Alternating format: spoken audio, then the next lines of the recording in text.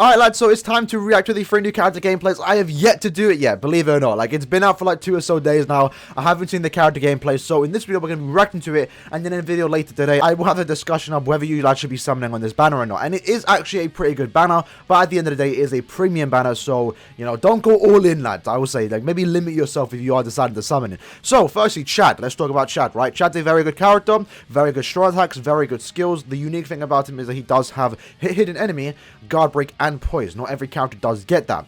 Only bad thing about him in a certain extent is that he doesn't have Havoc, and if that's a deal breaker for you, then, you know, that's down to you, right? But he's honestly not bad. If you've been waiting for another Chad, you know, finally we have one, and finally we now have an SP Chad, someone that you can actually play with and use outside of PvP or Guild Quest. So it's actually pretty cool, and it's the first Chad that we can actually play as, you know, in this form, right? Pre-time skip, which I really do appreciate. So let's hop in. We're going to be reacting to the character gameplays that they posted today, because might as well, right? So it's like 30 seconds. Let's see how it is, right? Again, my knowledge of some of these scenes might not be the best, so I'm not... Okay, I remember that. That's right out of the anime. That's why... Let me pause real quick. One thing I do appreciate about these first battle characters is obviously they're recreating these iconic moments, right? This is when Chad finally does that, whatever he does in this part. But I really do like it. Visually... Oh, okay. And then man just slaps it, and then it does the little skull thing, whatever you call it. Pretty cool, right? He does it against NNOITORA. So, that is his full screen. Okay. That is SA2. I like the charge up of it, though. I'm not going to lie. And that is SA1. So, as far as the Chad can go, I do like the visuals. I'm not going to lie. Ooh. Man's got the combo on that night string. Okay, I want to peep that night string again. Man jumps up and just slams down. I like that. So that was very quick. We have to talk about a lot here. But the visuals, pretty good, you know. The problem with these characters that you're going to see for probably NOITORA and NELLIEL is that it's in their base forms. I mean, Chad isn't really in a base form here, but there isn't much they can do to make him flashy. And unless, you know, I might be wrong. Maybe NOITORA and NELLIEL will be flashy. But, you know, compared to like these 1,000-year characters, all these limited time characters that have very good aesthetics and visuals, it's hard for these characters to stand out a bit outside of their special, really. Because obviously the special is recreating an iconic moment from the anime and manga. But the visuals can look quite bland depending on, you know, your opinion, right? But I do like his special. Pretty cool.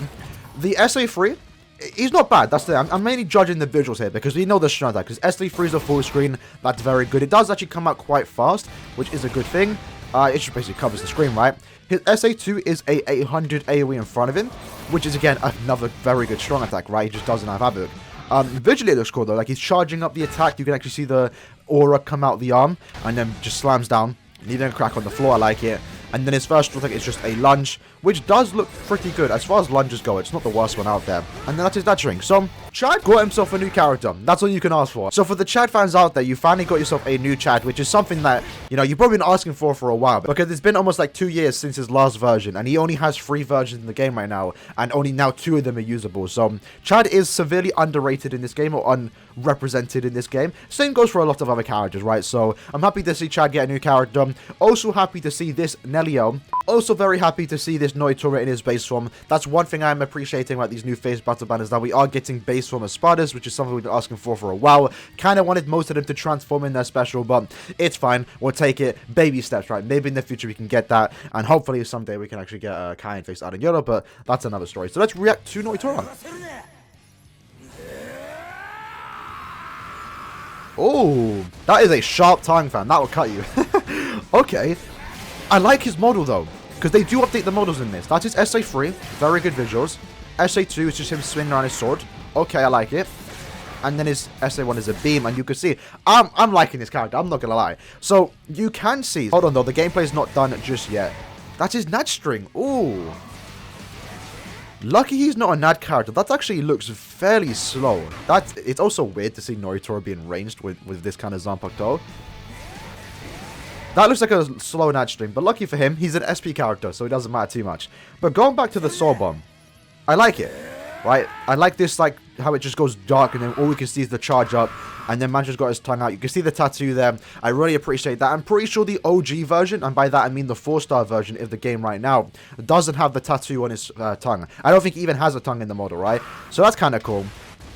I really appreciate that. And then the visual of the character too, the way the character's standing.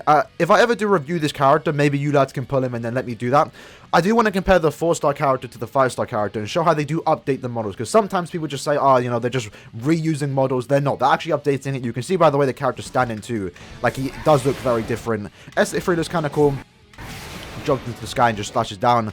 I like the chains around him too. Like, the chain that he has connected to his shorts or trousers looks kind of nice. And then you can see there that when he does use that beam, his tongue also does come out. So it's not just him opening his mouth. They put the detail in there to make sure that his tongue's included. So, you know, NOITORA fans out there, you know, if you like that, then there you go. But okay, I like it though. It's just the nettering's weird to me. It's like very slow. And it's just weird to see NOITORA being ranged like that. Because I'm pretty sure every NOITORA in the game has been...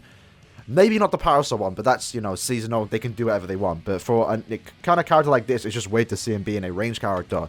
So, pretty cool. I actually didn't talk about the character in terms of his stuff, his skills. Let's quickly talk about that. He's a pretty good character, right? The main use for this character is that he's going to be used to farm Transcendent Stone because he does have the read no affiliation dodges. Killer doesn't matter all too much, like he has no affiliation, but what he does have is increased chance to inflict the status element, which is Lacerate, and he does do extra damage to lacerated enemies, making him actually a pretty good character. So, not bad. Honestly, not bad for a pre character. All three of these characters kind of stacked. Now let's talk about NELLIEL. So she has a 16 DR. If she is in your team, if you are a ranker that is technique, you're going to get a 20% normal attack damage buff. That does count for herself. So overall, she has a 70% bruiser.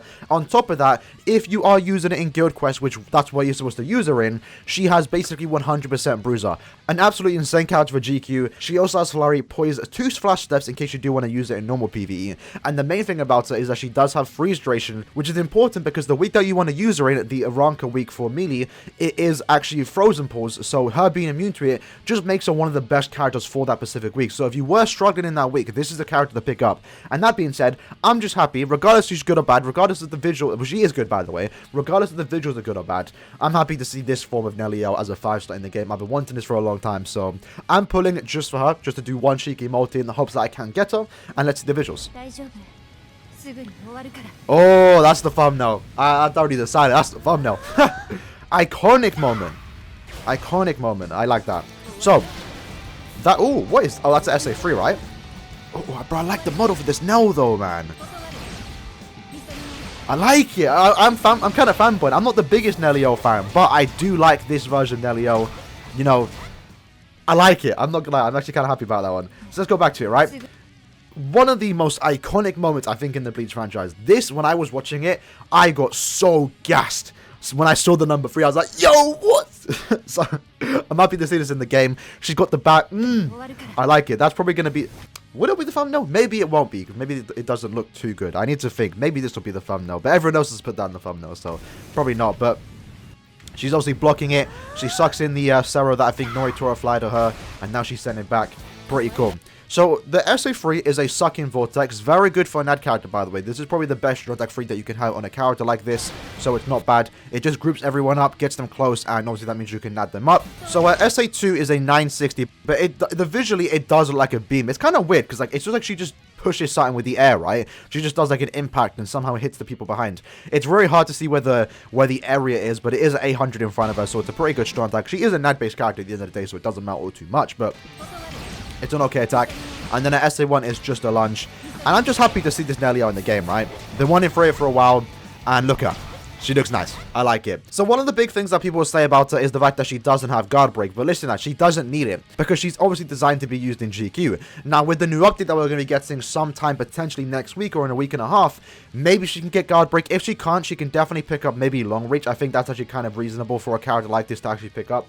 Don't think it's that OP. If she picks up long reach, maybe you can get adrenaline. She's going to be a very good NAD character. And she does have a Ronka killer, so in a sense, she doesn't technically need guard break if you're only going against Ronka enemies, but that's never really the case anyway. If you're using an IZ, which I wouldn't really recommend, at least not in co-op, right? But if you're using an IZ, then there's always 2 types of enemy. There's never just one enemy, so she does technically need a guard break, but at the end of the day, she's the Guild Quest character. That's where you're meant to use her. That's where she's going to shine, and she doesn't really need guard break to do that, so that's why I guess they didn't give it to her. But they did give her that Guild Quest unique skill, where she does 30% extra damage in GQ.